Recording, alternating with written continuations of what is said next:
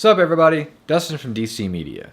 So you guys have been asking for some time for me to talk about AMD's Ryzen and Vega. Well, let's talk about it.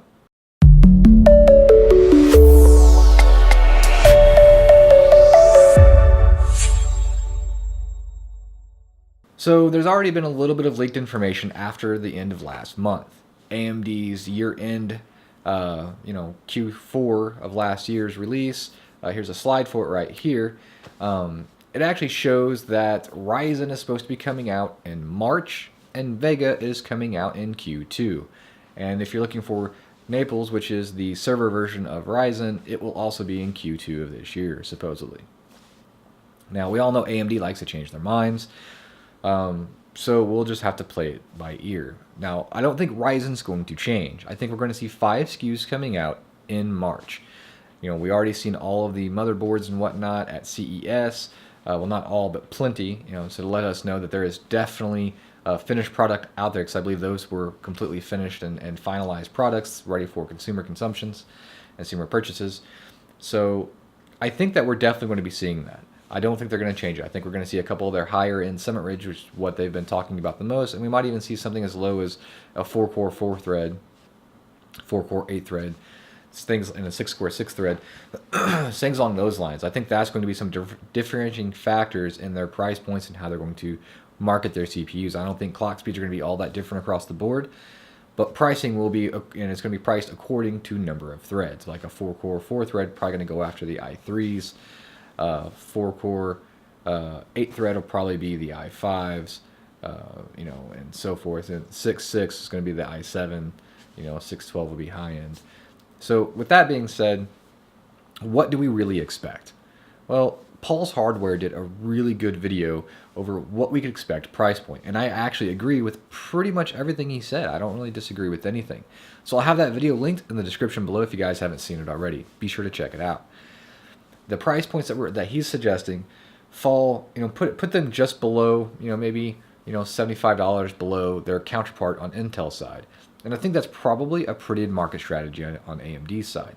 And it's going to force Intel to drop their prices considerably, $50 here, $100 there, depending on which side of the bracket you're on. And if they come out, if Summit Ridge and that comes out as hard as we think it's going to, and it's going to put that big of a stress on Intel, we're likely going to see Intel start talking about the X299 platform, the enthusiast platform, which is due out this year. So I think that's pretty much a lock. I think we're going to see something in Q2 probably being talked about for X299, which is going to, put maybe we'll see something at the end of the year or something along those lines. But we're definitely going to see some talk about that in Q2. I don't think we're going to see it before that, since at the end of Q3 we're going to see the Ryzen launch. Now, the Vega launch in the same slide is showing Q2 of 2017. April, May, and June is Q2. So we still got some time waiting for Vega. And with Vega, we don't know as much as we do with Ryzen. Ryzen, we're pretty much all on the same page of what we expect. Yeah, we all think AMD hyped it up just a little bit. I don't think we're going to get that crazy of performance scale.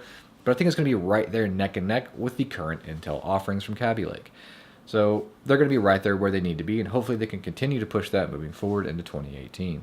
But on the Vega side, we don't really know a lot. Yes, we know a little bit about the architecture and HBM2, which I think is going to be just about Vega 10, which is the only GPU that we've even seen.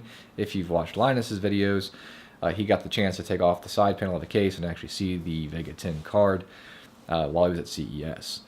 Now, we've seen Vega 10 running on 4K resolution on Doom, putting up FPS numbers roughly about 8 to 10% better than what we were seeing from most of the counterparts from Intel and NVIDIA.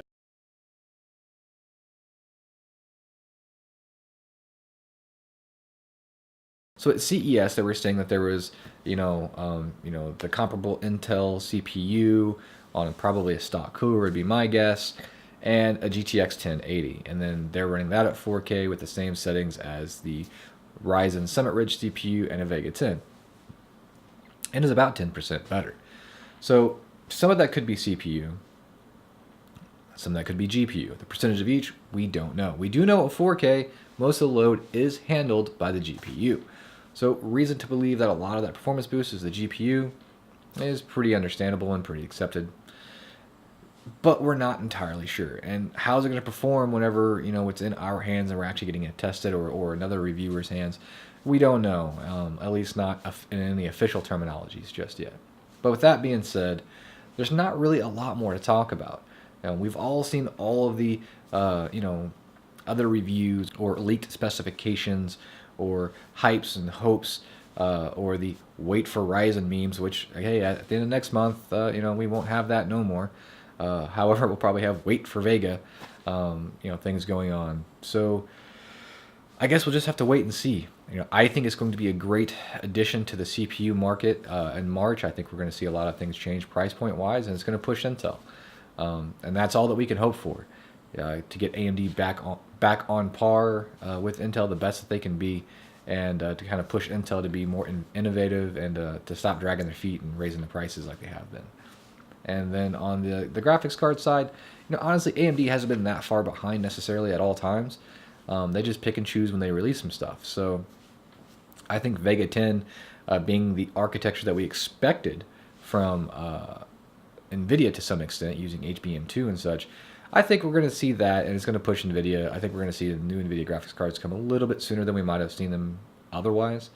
And of course, we're going to see the 1080 Ti come out shortly after that. So, but again, that's all speculation. My thought, wait for Ryzen if you're building a CPU right now, see what happens in March. And as for Vega, well, it's still a long ways off. I wouldn't hold your breath. I wouldn't wait. It might get pushed back again. But again, guys, thanks for watching the video. And hey, if you like it, give me a thumbs up. Consider subscribing. And again, be sure to check out Paul's video in the link to the description below. And if you guys have any questions or comments, comment section's down there. And I'll see you guys in the next video.